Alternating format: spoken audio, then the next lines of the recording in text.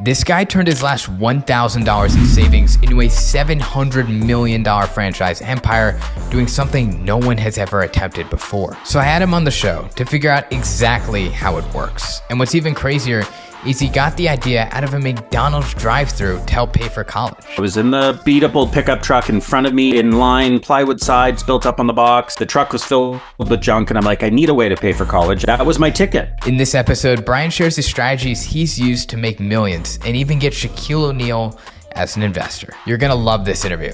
I'm Seamus Madan, and this is the MBIT Podcast. So Brian, how did you start a $700 million franchise empire by collecting junk? Well, ultimately, I was looking to pay for college. Simple goal was just looking to fund my college education. I was actually one course short of graduation, and I talked my way into university. My parents were not going to fund my education because I didn't finish high school and didn't have the bare minimum. And so one day I was in a McDonald's drive-thru. I was in the beat up old pickup truck in front of me, in line, plywood sides built up on the box. The truck was filled with junk, and I looked at that truck and I'm like, I need a way to pay for college. I've talked my way into college. That was my ticket. I went and bought a truck. I had $700. Actually, $1,000 was my life savings. I had $700 that I put towards a pickup truck, the rest towards flyers and business cards. And shortly thereafter, a week later, I had a business. We were called the Rubbish Boys. It was really just me, but I had a name and a vision for something bigger. And off I went, hauling away junk, funding my college education, and quickly realizing I was learning much more about business, running a business, more than studying in school, and made a tough decision to drop out with just a year left of my degree. And you were in college during that time. How did some of your friends or people in your social circle feel about you starting a business around junk collection? I don't know if they understood or saw, as I didn't as well, a vision to build something bigger at that moment. But I think they were envious that I was my own boss, that I was making good money. But they looked at this business and thought, it's just junk removal. Brian chose not to go to college. That's his choice. I don't think that they really saw a future that I did, which was ultimately, let's build an incredible brand with awesome people. And today, to have a $700 million company across 3 countries, I feel proud, not of the size of the business necessarily, but the scope and the people we brought into building this incredible dream of business ownership, not just for myself, but for other entrepreneurs. We've created a franchise model, which I'm sure we'll talk about. Similar to McDonald's, you've got people who have skin in the game, that they've got ownership. And we've done that with all our businesses. We actually have 3 businesses, by the way. So not just 1-800-GOT-JUNK, the first baby in the family, but we got into the painting business. Wow, One Day Painting, where we paint people's homes in a day. And then we've got Shack Shine, which is windows, gutters, power washing, and Christmas lights. We're in the house detailing business. So all 3 businesses afford us the opportunity to attract other entrepreneurs who don't have a recipe, a formula to follow, and they join forces with us and build some great businesses and great lives. The franchise experts in your industry actually told you that you were crazy. How were you able to scale the 3 businesses through franchising? Well, I know you're a little bit about you that you're in the VC world. So you're taking other people's money and investing and buying businesses and growing them. I'm doing the same thing, but my method of other people's money is we charge a franchise fee. They come in like a McDonald's and they get the playbook, the proven recipe, the support of the team that says, we're behind you. You're in business for yourself, but not by yourself. And so franchising is a model that I love. It's interesting because I didn't understand franchising in the beginning to think that there was that it had some glamour and sexiness to the industry until I met Shaquille O'Neal during the pandemic. Shaq spoke at our conference. And after our conference, he said, hey, I want to invest in one of your businesses. I love what you guys are doing. Let's chat. So we became buddies. We got to chat a little bit through some phone calls, Zoom, and having a lunch.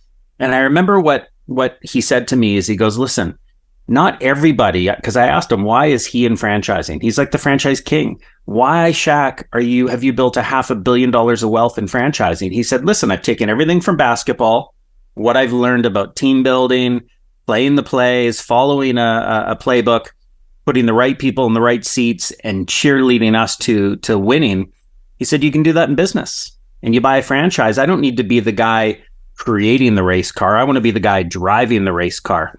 And it made me realize franchising is actually a pretty cool model, and it certainly worked for us. But one of the hardships you had to go through was in 1994, where you had to fire all 11 of your employees. Why was that? Yeah, so 5 years into the business, 1994 to be precise. Gotcha. This model of "it's all about people" is a slogan that was born in my brain. It was born out of hardship. I had 11 people. They say one bad apple spoils the whole bunch. I think I had 9 bad apples. Not that they were bad people, but they were the wrong fit for me. They didn't believe in customer experience. They didn't see this as an opportunity. They saw it as a negative. And I said, listen, this isn't just a job.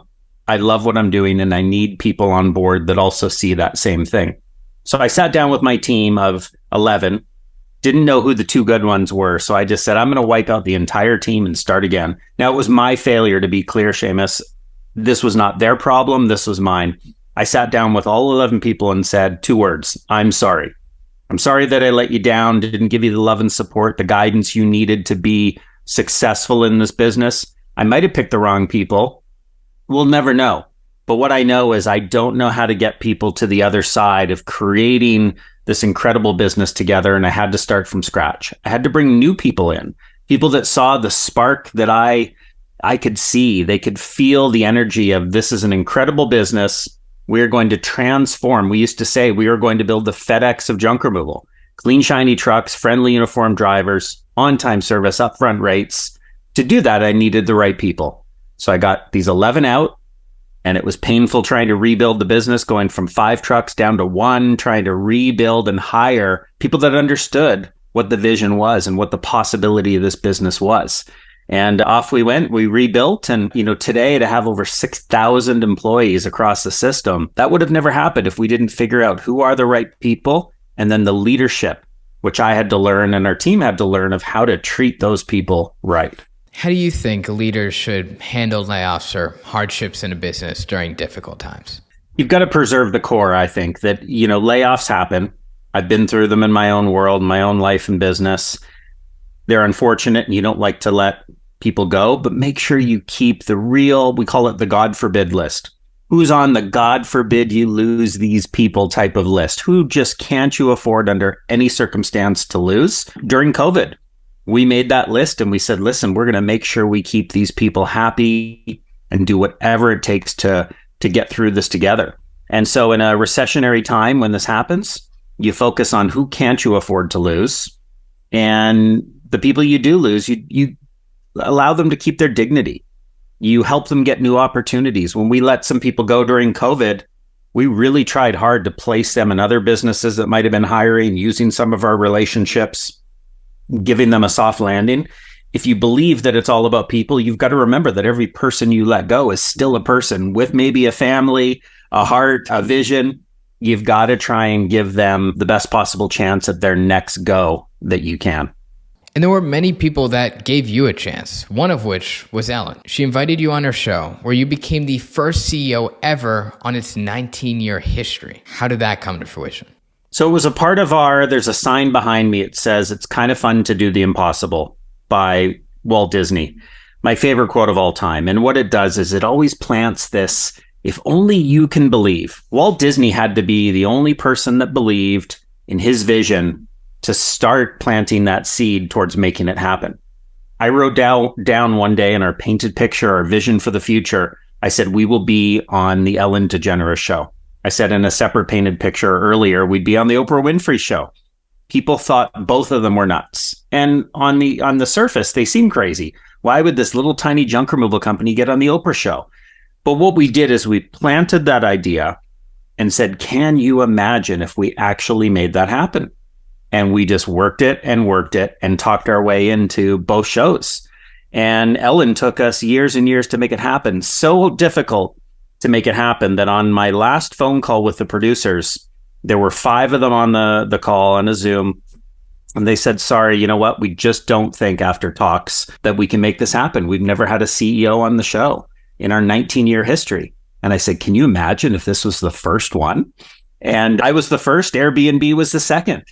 You just have to believe in that possibility and give them a reason to want to help you win. So as we wrap it up here, what are some of the most important things that you've learned as a founder that the next generation or entrepreneurs need to know? Sure. So one of my top takeaways, I'm going to tie back to you for a second. A 17-year-old, you got to use your age, and I'm sure you are, to your advantage. It opens up doors. You reached out to me and you told me you were 17 and you wanted me to be on your podcast. And I'm like, when someone reaches out and tells you they're 17 and they want you on the podcast, I don't care if you have 8 listeners. I'm saying yes. So how do you use your youth to be hungry and eager and want to learn and just make it happen? And I think that, a Gen Z, younger than a Gen Xer like myself, use that. You've got so much to learn, and I've got so much to learn. I never stop learning. So every single moment of every day, I'm trying to meet people. I'm trying to learn from others. I mean, when we hit stop on the record button here, I want to learn from you for a minute and find out, how did you get Mark Cuban and all these great people to come on your show? It's an incredible story, and I hope to introduce you to someone that you might have on your wish list as well. So just stay hungry, dream the impossible, make big things happen. And one last thing I'm going to tie back to you. You said a minute ago, Seamus, you said everyone thought you were nuts, that you couldn't do this show. I believe when people are telling you your idea is a bad one, you might be on the right track. It's worked for me. I had franchise experts tell me. I went out to a dozen franchise experts. They said, this business cannot be franchised. Are you kidding me? We built a $700 million business out of something that can't be done. It was only impossible until we made it possible. So thank you for having me on the show. And it's a real honor. And I can't wait to learn more about you after we hit stop. Well, thank you, Brian. It was a pleasure. And for everyone listening, we'd greatly appreciate if you subscribe below. The bigger our audience gets, the bigger the guests we can have on the show, and the bigger the impact we can have on the world. Thank you very much, and I'll see you in the next one.